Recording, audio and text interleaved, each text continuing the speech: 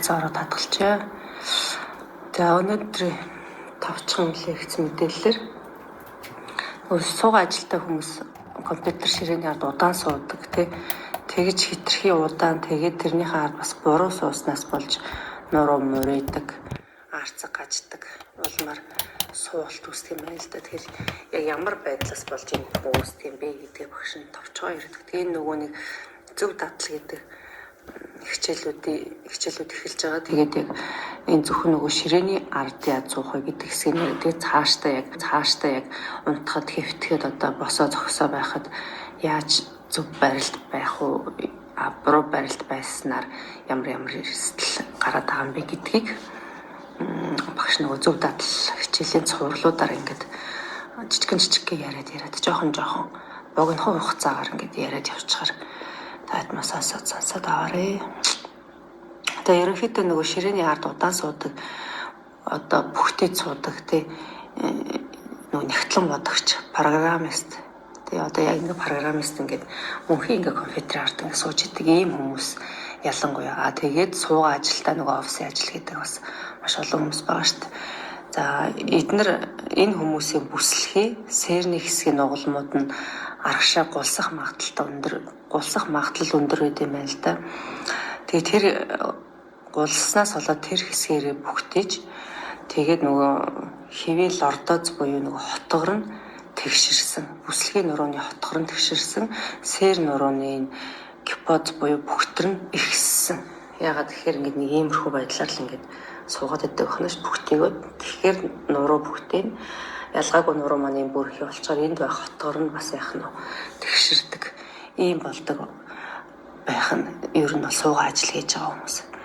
Удаан суудаг. Тэгээд дундуур нь ямар нэгэн тасгал хөдөлгөөн хийдэггүй ийм хүмүүс. За тэгээ ширээний ард удаан хугацаагаар заавал ширээний ард гэхгүй бас ерөнхийдөө ингээд цээж эсвэл ингээд бүслэхий хэсгээрээ ингээд мушгирсан. Тэгээ ингээд бүхтэйгөөд ингээд мушгирсан. Иймэрхүү нэг юм бүхтэр байрлалд удаан суудаг хүмүүс нурууны хажуугийн морилт буюу C хэлбэрээ тэгээ S хэлбэрээ ийм ингээд нэг ийм тэгэлсэл бүтэн ийм C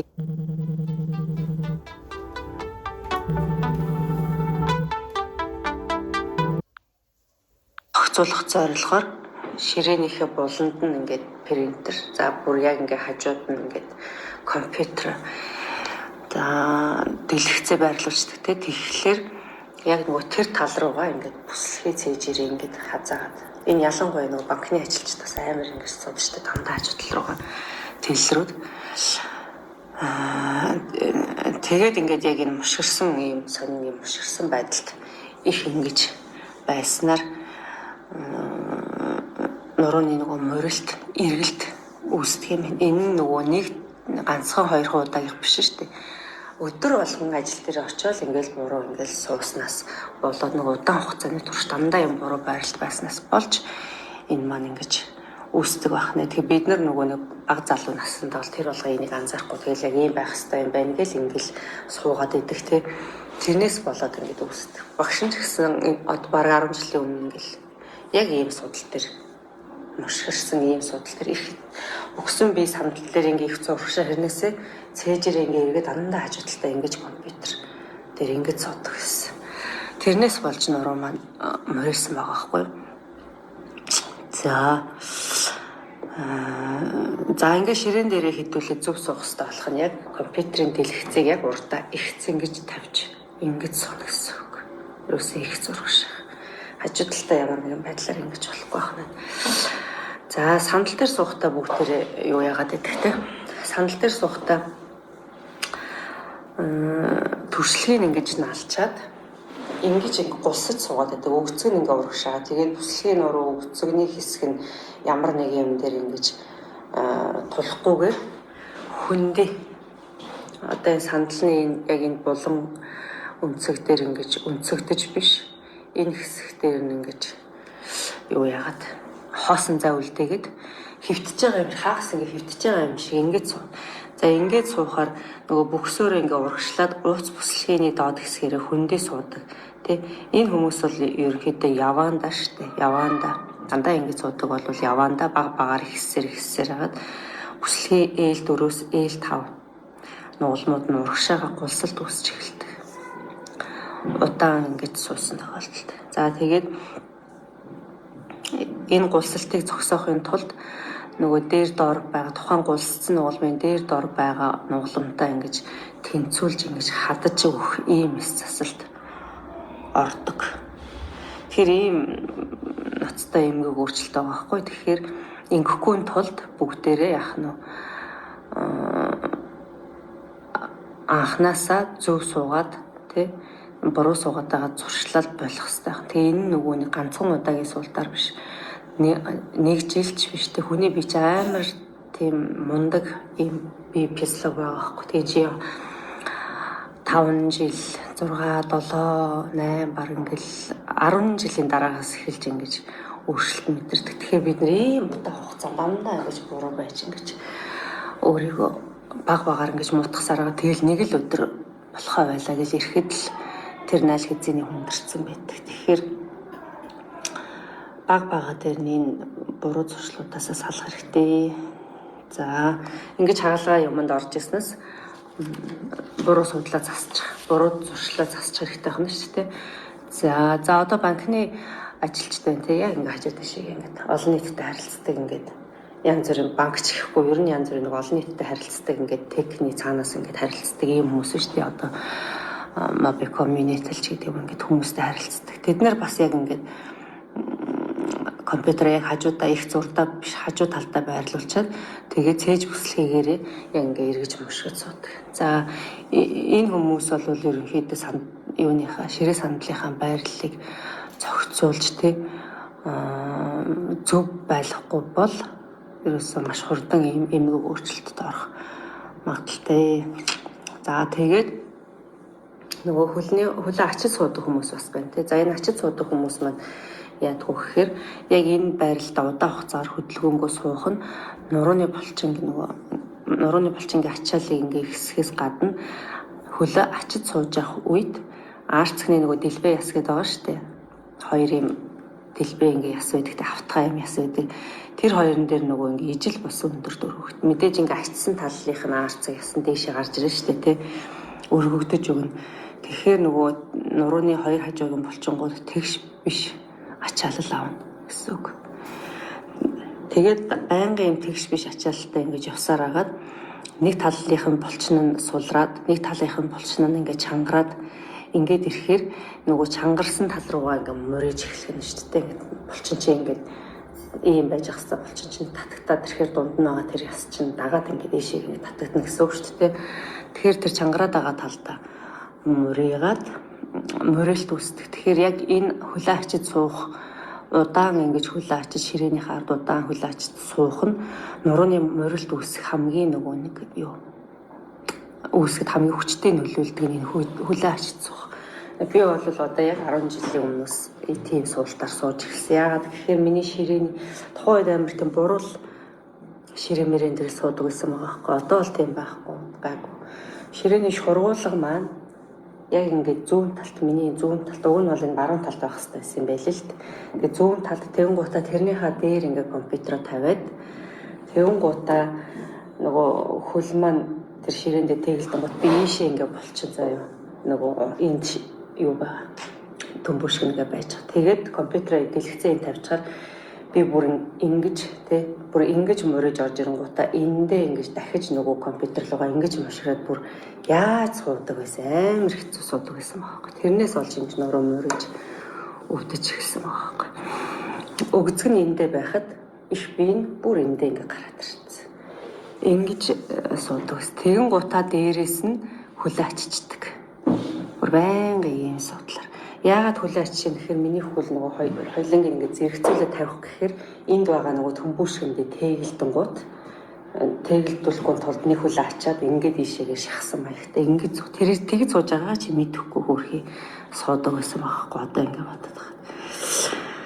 Тэгэхээр ийм ширээнийхээ ажлын ширээнүүдийнхээ энэ зүйлүүдийг бүр анхаарад тэгээд засаад өөртөө ямар нэгэн хор хөрөл учруулахгүйгээр юм зөв байрлалд ингэж сууж ажиллаа хийх хэрэгтэй юм билээ.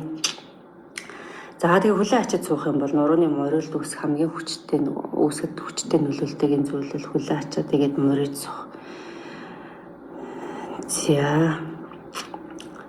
За ажлын нөгөө компьютероо бас ингээд хит ингээ өндөр ингээд бас байрлуулаад тавьчихдаг хүмүүс байдаг. За тэгэн гутаа ингээ өлөөгөөд ингээд суухаар тэгээ ингээд нугтаачаад ингээд суудаг хүмүүс үүдэн штэ ингээ нугтаагаад ихэнхдээ тэр нөгөө нэг тэг суусаар байгаа тэр байрлал айгуу гоёвтэйхэн болц. Хүмүүс ер нь ингээд цэх суух гэхээр айгуу хэцүү гэж чаддгүй шүү дээ. Ингээд нэг нугтаагаа ч юм уу өөрийнхөө суугаа сурцснаар ингээд суухаар ингээд хэвтэйхэн байдаг. Тэгээ яг тэр суултан дээрээ ороод үлээгээд ингээд суухаар хүзүүний нөгөө 3 4 5 дугаар нугуулмууд нь урагшаага ингээд гулсдаг. Гулсах тэр магадлал үүсч эхэлдэг. Тэгэхээр нөгөө хүзүүч юм хотхор юм лордоцтой тий хотхор бүтцтэй шүү дээ. Тэгэхээр тэр нь бүр улам ихсэн нөгөө энд байгаа нугуулмууд нь урагшаага ингээд гулсахаар нөгөө хотхор нь бүрстэ улам ингээд ихсээд ингээд ороод ирдэм юм. Тэгэхээр бас хит ингэж үлээц ингэж сууж болохгүй байна тий. Тэгээ энэ бол ерөнхийдөө нөгөө хяналтын камер ажилтдаг хүмүүс бас их тохиолдсон юм байна л да. Ингээд дээшээ ингээд дэлгэцэн жоохон дээр хийж идэг шүү дээ. Тэгэн гут ингээл нөгөөхөө ингээд тэгээд ингээд нугтаачаад ингээд хараа суугаад ийм тохиолдлууд энэ нөгөө эмнэлгээс гаргасан судалгаанууд байгаад байгаа хгүй судалгаанд үндэслэж багш нь ярьж байгаа. Эмнэлэг дээр очиж байгаа хүмүүсийг нөгөө эмч нар чинь ингээд ангилж байгаа шүү дээ. Ямар ажил хийдгээс нь ахуулаад ингээд ангилахаар яг ийм төрлийн ажил хийж байгаа хүмүүс бүр илүү энэ өвчнүүдээр ингээд хүчилсэн байгаа нь өндөр байгаа ийм судалгаануудыг гаргаж ирсэн байна. За зөв суухад бас нөгөө нэг ширээнд гэрэл бас нөлөөлдөг юм байна л да. Тэгэхээр гэрлээ маш зөв байрлуулад за ингэж ажиллаа хийх хэрэгтэй байх нэ. За тэгээ нөгөө гэрлээс шалтгаалаад бид нөгөө өөрсдөө мэдэхгүйгээр ингээд компьютер руугаа бас ингээд гэрэлтэй холбоотойгоор ингээд компьютер руугаа ингэж бас өлгийд суух, бүхийд суух юм байт юм. Ингэж сууснаар бас нурууны морилд үүсэх үндсэн тавигддаг юм байна. За тэгэхээр ерөнхийдөө ширээнийхээ ард иймэрхүү байдлаар суудаг бол энийгээ засаад зөв суух хэрэгтэй байх. Ширээний ард буруу сууснаас бол саяны эрсдлүүд гардаг байх нь тий. За юм байна. За тэгэхээр ширээнийхээ ард зөв сууж сурах хэрэгтэй болох нэ.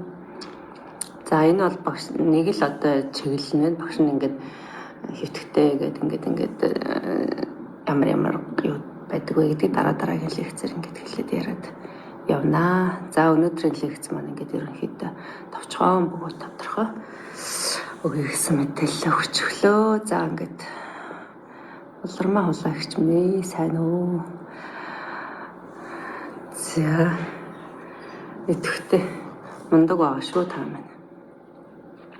Та чат бичсэн байсан яасан бол дахиад чат бичээрэй. Би хариу бичих гээ сая л харчаад лекц орчоод яа гэж бодоод байж. За түр баяртай. Хагасанаар дахиад нэг лекцэнийг юутаага орчино. Йогийн хичээлдэг орчоор хичээлүүд маань бүрэн болчихноо. Тэгээд 3 сар хүртэл таад маань гүрвтэй байж байгаарэ. За баяртай өдрийг сайхан өнгөрүүлээрэ. Амжилт хүсье бүгдээр.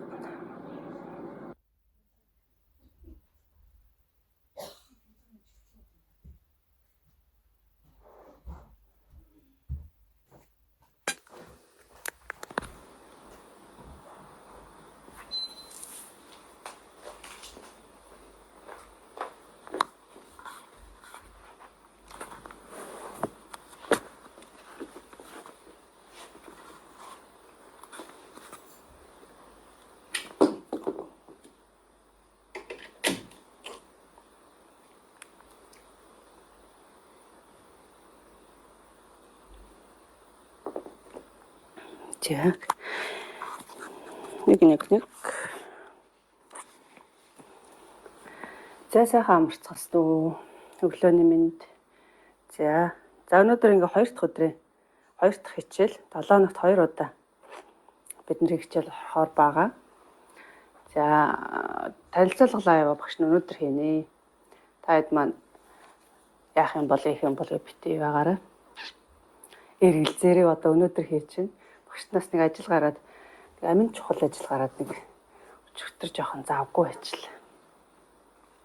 За танилцуулга дээр ер нь бол яг яах ихийг тодорхой ярьчихно. Тэгээд групп дотор байгаа бүх лекцүүдийг нэгээс нь ахуулаад үзэн шүү. За 17 лекц байгаа. За тэрийг үзээд ингээ эхэлж итлээ янда ингэж их юм байна, тэгж их юм байна гэд юмнуудаа эхнээс нь ойлгоод эхэлнэ. За тэднэрийг маш хурдан сайхан цувруулад үзчих.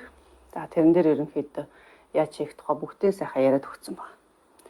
За энэ сард нэмэлтээр дахиад 4 лекц орно.